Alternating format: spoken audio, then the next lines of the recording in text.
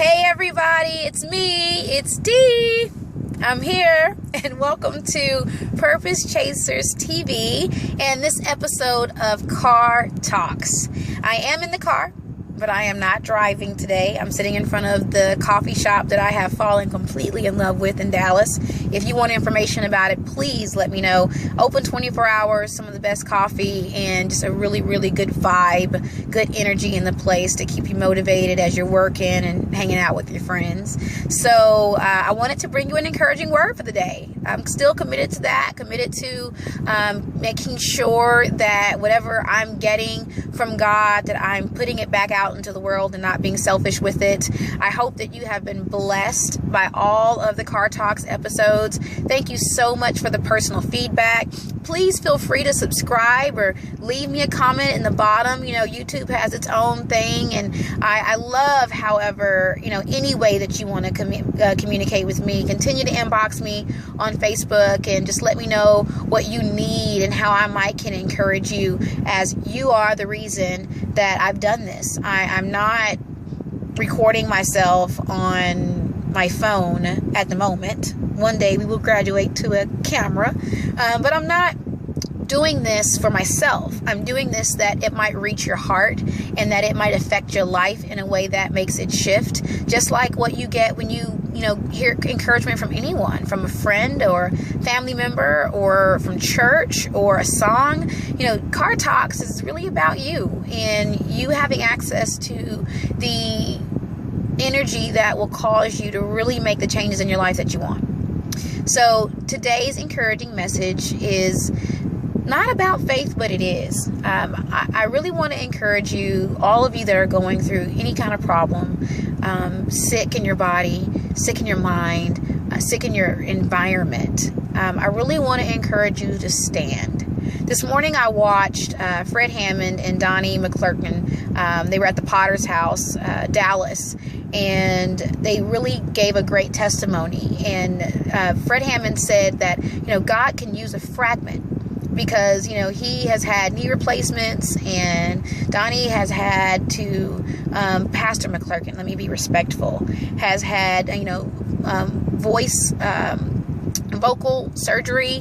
And it just is inspiring to see those men of God stand there, although they're going through so many things. We've watched them in their successes, and to watch them go through their trials and still stand for God and stand for their mission in life. It really encouraged me as I am pursuing new things and moving forward in my life and in my problems. I know I look good. I know I feel good.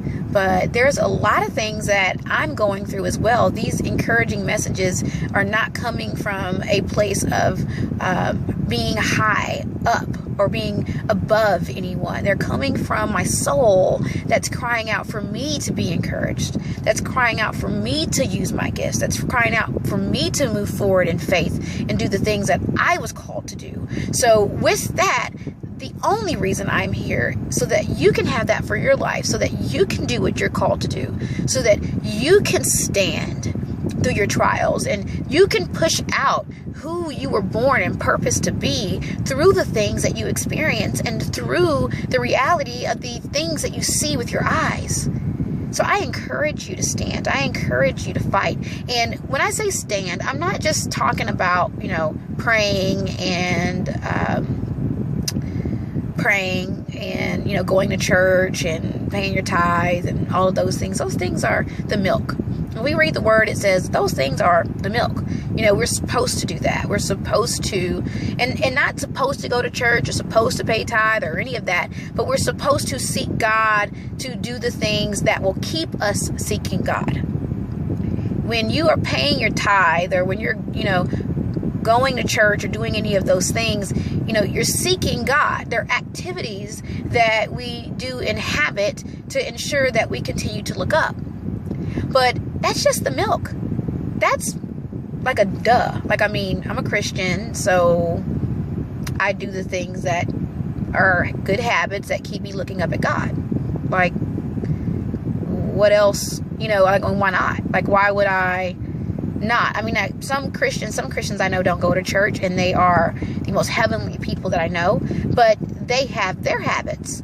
that they do to keep them close to God and keep them laying up? They read their Bibles. Let's try that out. Like they do. There's just, that's the milk. That's how you stay nourished. It's not how you change your life. How you change your life is standing when you make a change in your life.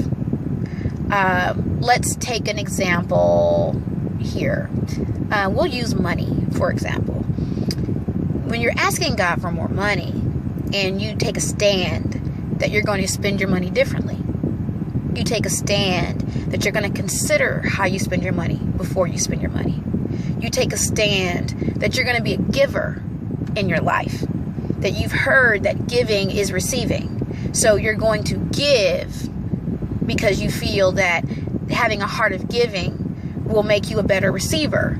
And you stand in that when you make that decision. Every new decision, every turning away from something old and moving into something new is a stand. So you stand in that. Well, the way that you change your life, in the way that you have faith in that thing, and what I come to encourage you today to do is when you are presented with the opportunity to spend your money the way you used to, you say no. You stand against it. New thought. You say, no. I am standing in the change that I've made in my life. I'm standing to elevate myself. I'm not going to go back. I'm not going to do the same things. I was listening to 1 Peter last night, and he was talking to the Christian family and Christian community and telling them, don't go back and do those same things that you used to do. Don't turn back when you see the people that you used to be around doing it, or the people that you're still around doing it. Don't turn back. Fight the good fight. Stand. Is what he was saying to me. And then listening to, again, Fred and Pastor this morning, Mr. Hammond and Pastor this morning, talk about their stand through their trials and being able to see them up there singing still for the Lord through all that they've been through. It's a message to us.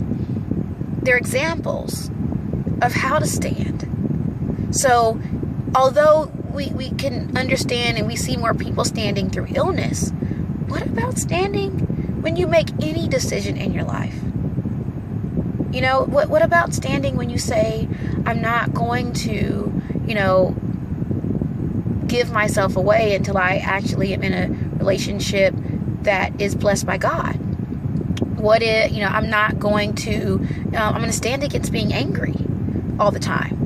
I'm going to say I'm not going to be angry. I'm going to be humble, and I'm going to find a way to be, pleasant and nice and loving and gentle and kind and concerned about others. And I'm going to stand on the fact that I want to have contentment in my life, and that I'm not always going to be, thinking that I'm supposed to be somewhere other than I am right now. Those things that beat your faith, those things that fight against your faith. That's the journey. That's the journey. So I encourage you to stand in your journey. I encourage you to be committed to your commitments. Try that out. Committed to the commitments. Okay. I encourage you to do that. I encourage you to believe that it's not in vain, and believe that if you stand and you say no when you need to say no, and yes when you need to say yes to the things that you're being led to do in your life to get to your purpose in life, that you stand and that you are encouraged by that stance. Every time you say no, it fills you up with goodness, that you know that you're going somewhere with it, that it's not in vain, that it is for a purpose and with a purpose, and through it you will see your purpose. Stay encouraged. Until next time, I'm going to go get some work done. Bye-bye.